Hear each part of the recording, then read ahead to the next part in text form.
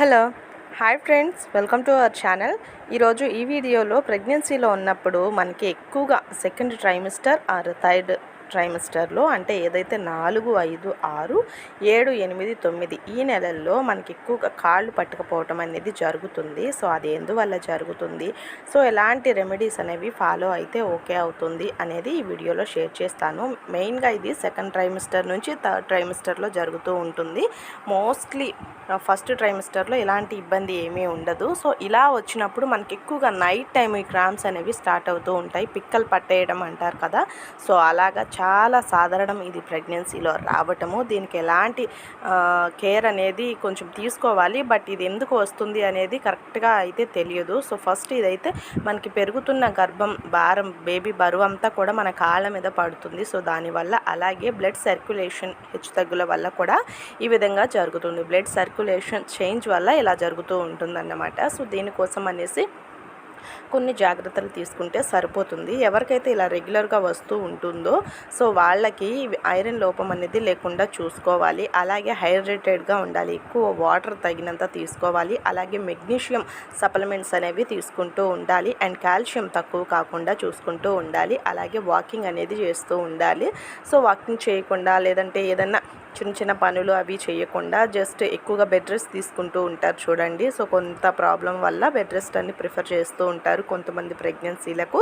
So అలాంటి వాళ్ళకి చాలా త్వరగా ఎక్కువగా ఈ సిమ్టమ్ అనేది ఉంటూ ఉంటుంది. సో ఆ కేర్ అనేది మనకి ఎక్కువ నైట్ టైం వస్తూ ఉంటుంది. కాబట్టి నైట్ టైం వచ్చినప్పుడు మీ కాలుని ముందుకి వంచి ఆ పాదం వరకే ముందుకి వెనక్కి అంటే సరిపోతుంది. లేదు ఎవరైనా సహాయం తీసుకొని అయినా సరే మీకు ఎక్కడైతే పిక్క పట్టిందో సో అక్కడి నుంచి చిన్న మసాజ్ లాగా కింద వైపుకు చేసుకుంటే నార్మల్ అయిపోతుంది. ఎక్కువగా ఇంకొకళ్ళ సహాయం తీసుకోవటం కంటే కూడా మీ బెడ్ నుంచి మీరే కిందకు దిగి మీ కాలు యొక్క పాదాన్ని ముందుకి వెనక్కి, కేవలం కాలి వేళ్ళు మాత్రమే, పాదం యొక్క వేళ్ళు ముందుకి వెనక్కి అంటే మనకి ఈ ప్రాబ్లం అనేది వెంటనే హీల్ అయిపోతూ ఉంటుందండి. సో అలాగే మీరు ఎప్పుడైతే బెడ్కి వెళ్ళడానికి ముందే కూడా జస్ట్ వాకింగ్ చేయటము, కొంచెం ఆయిల్ తీసుకొని కాళ్ళకి ఏదైతే మోకాలి భాగం నుంచి కింద వైపుకి మసాజ్ చేయించినట్టుగా ఒక 5 మినిట్స్ వరకు అయినా వేరే వారి సహాయంతో అయినా మీరైనా కానీ ఆ ఆయిల్ తీసుకొని కిందకి మసాజ్ చేస్తూ ఉండడం ద్వారా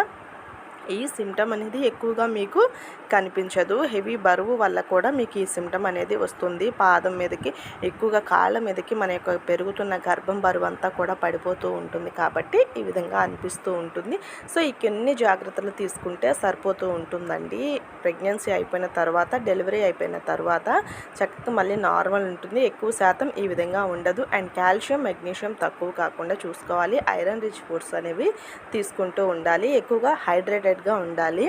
సో ఇప్పుడు సమ్మర్ కదా, ఇంకా ఎక్కువగా వాటర్ అనేది తీసుకోండి. వాటర్ అంటే వాటరే కాదు, బటర్ మిల్క్ కానీ, కోకోనట్ వాటర్ కానీ, అలాగే రాగి జావా ఇలాంటివన్నీ కూడా వాటర్, ఇవి జ్యూసెస్ కానీ ఇవన్నీ కూడా మనకి ఎక్కువగా హైడ్రేటెడ్గా ఉంచుతూ ఉంటాయి.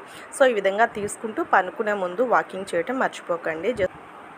జస్ట్ ఒక 2-3-5 మినిట్స్ అయినా సరే మీరు వీలుని పట్టి మీరు వాకింగ్ అనేది చేసుకుంటూ ఉండండి. ఎప్పుడైతే మీరు బెడ్ ఎక్కడానికి ముందే కనుక ప్రిఫర్ చేసినట్లయితే ఇది ఎక్కువగా రెగ్యులర్గా వస్తూ ఉంటుంటే మాత్రం ఇది తగ్గడానికి ఛాన్సెస్ అనేవి ఉంటూ ఉంటాయండి. మీరు కూర్చునేటప్పుడు కూడా అంతే కాళ్ళు కిందకి వదిలేయకుండా మీరు కుర్చీలో కూర్చున్నప్పుడు కింద చిన్న టేబుల్ సహాయంతో కాళ్ళు అనేవి కొంచెం ఎత్తులో పెట్టుకుంటే కూడా ఈ ప్రాబ్లం లేకుండా ఉంటుంది. అండ్ వీడియో నచ్చితే like, share and don't forget to subscribe our channel. Video మీకు నచ్చినట్లయితే తప్పకుండా వీడియోని లైక్ చేయండి. Thanks for watching.